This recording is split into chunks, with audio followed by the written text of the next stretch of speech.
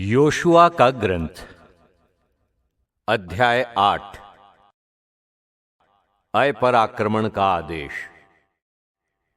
इसके बाद प्रभु ने योशुआ से कहा, तुम मत डरो और नहीं घबराओ, सब योद्धाओं को साथ लेकर अय पर आक्रमण करो। देखो, मैंने अय के राजा को, उसकी प्रजा, उसके नगर और उसके देश को तुम्हारे हाथ दिया है। अय और उसके राजा के साथ वैसा ही व्यवहार करो जैसा तुमने यरीहो और उसके राजा के साथ किया। हां, तुम वहां की लूट का माल और वहां के पशु अपने लिए ले सकते हो। तुम नगर के पीछे घात लगाओ। अय पर अधिकार पाने की युक्ति। योशुआ उठा और उसने सब सैनिकों को साथ लेकर अय की ओर कूच किया। योशुआ ने 30,000 वीर योद्धाओं को चुना और उन्हें रात में वहां भेज दिया।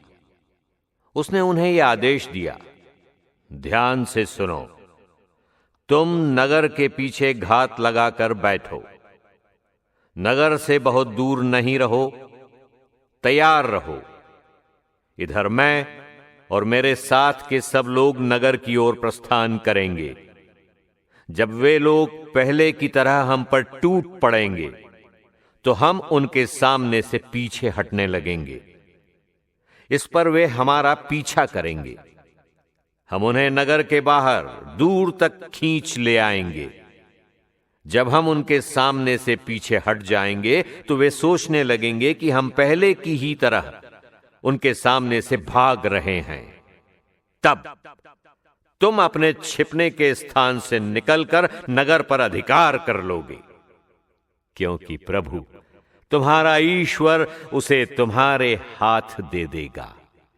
तुम नगर को अपने अधिकार में कर लेने के बाद उसमें आग लगा दोगे, जैसी कि प्रभु ने आज्ञा दी है। यह तुम्हारे लिए मेरा आदेश है। यह कहकर योशुआ ने उन्हें भेज दिया। वे घात लगाकर अय के पश्चिम में बेतेल और अय के बीच छिप गए। योशुआ रात में लोगों के साथ रहा। योशुआ बड़े सवेरे उठा। उसने सैनिकों का निरीक्षण किया और इज़राइल के नेताओं के साथ उनके आगे चलते हुए अय की ओर प्रस्थान किया। वो सब योद्धाओं के साथ नगर के पास पहुंचा और अय के उत्तर में पड़ाव डाला। उनके और अय के बीच खड्ड था। उसने लगभग 5,000 आदमियों को बेतेल और अय के बीच नगर की पश्चिमी दिशा में घात में बैठा दिया। उन्होंने सेना को इस प्रकार सज्जित किया, मुख्य सेना नगर के उत्तर में थी और सेना का शेष भाग नगर के पश्चिम में। परंतु योशुआ ने वो रात घाटी में ही बिताई। अय पर आक्रमण। अय के राजा ने जब ये देखा, तब वो, उसके सब सैनिक और नगर के लोग शीघ्र ही इज़राइल के विरुद्ध लड़ने को अराबा की ओर उतार तक बढ़ाए, क्योंकि उसे पता नहीं था कि उसके विरुद्ध नगर के पीछे से घात लगाई गई है। योशुआ और सब इज़राइली उनके सामने से हट गए और उजाड़ खंड की ओर भाग निकले। तब नगर में मौजूद सब लोगों से उनका पीछा करने को कहा गया। वे योशुआ का पीछा करते करते नगर से दूर निकल आए।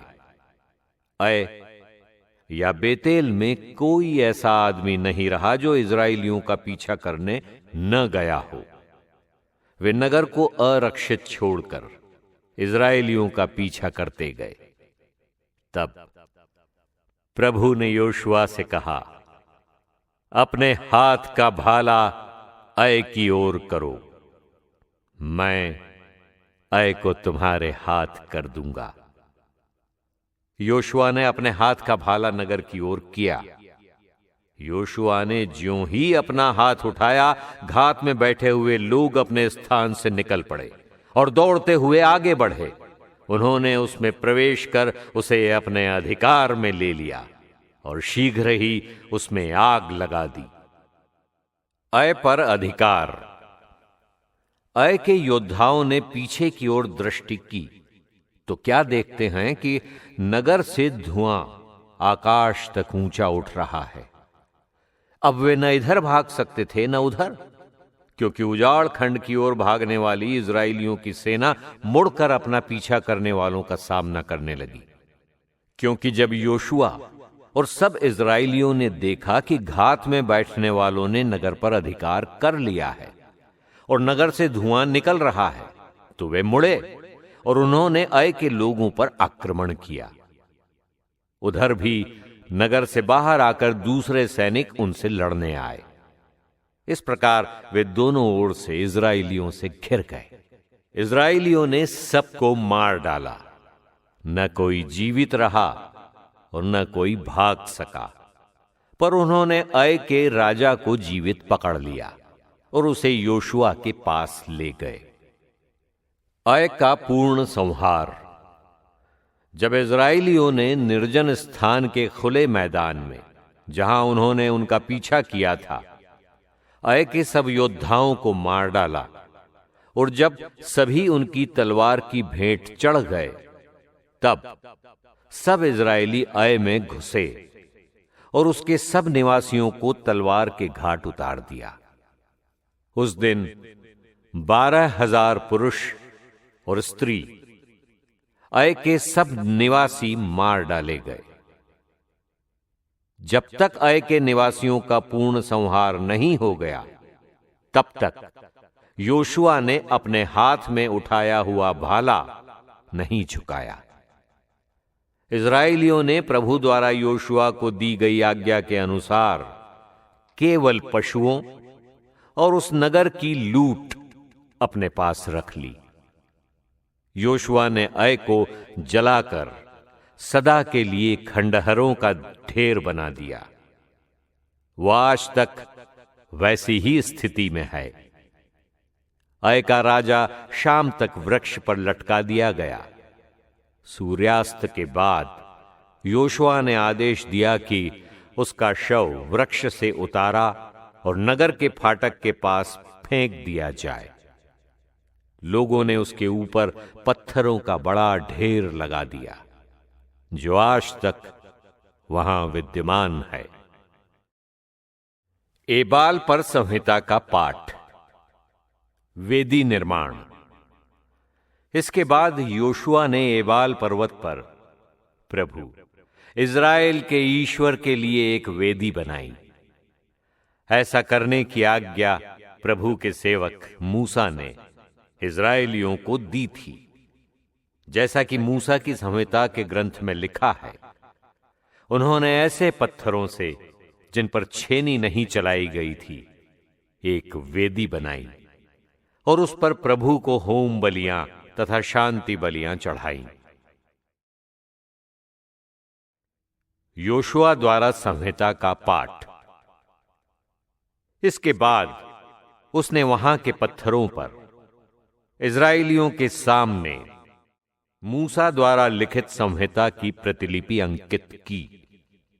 सारा इज़राइल, प्रवासी, स्वदेशी, नेता, सचिव और न्यायाधीश प्रभु के विधान की मंजूषा के दोनों ओर और मंजूषा ढोने वाले लेवी वंशी याजकों के सामने खड़े थे। लोगों का आधा भाग गरिज्जीम पर्वत के सामने था और आधा भाग एबाल पर्वत के सामने, ठीक वैसे ही जैसी प्रभु के सेवक मूसा ने इज़राइलियों को पहले आशीर्वाद देने की विधि बताई थी।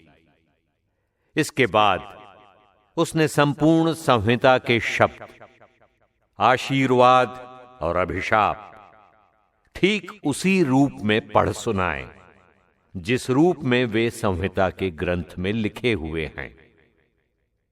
मूसा द्वारा बताई गई सब बातों में एक भी बात ऐसी नहीं थी जिसे योशुआ ने सारे इज़राइली समुदाय, स्त्रियों, बच्चों और उनके साथ रहने वाले प्रवासियों के सामने न पढ़ा हो।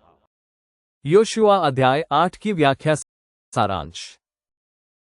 पाप से शुद्ध होने के बाद योशुआ ने आई नगर पर हमला करने की योजना बनाई। इस बार उन्होंने छल कौशल और ईश्वर के निर्देशों का पालन करके नगर को पराजित किया। विस्तृत व्याख्या, योजना और धैर्य।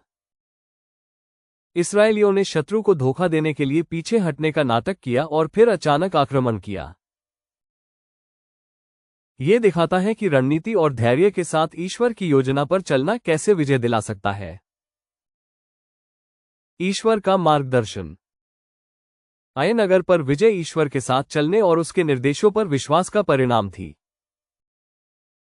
यह हमें सिखाता है कि हमारी जीत ईश्वर के निर्देशों का पालन करने में है। विधान का नवीनीकरण।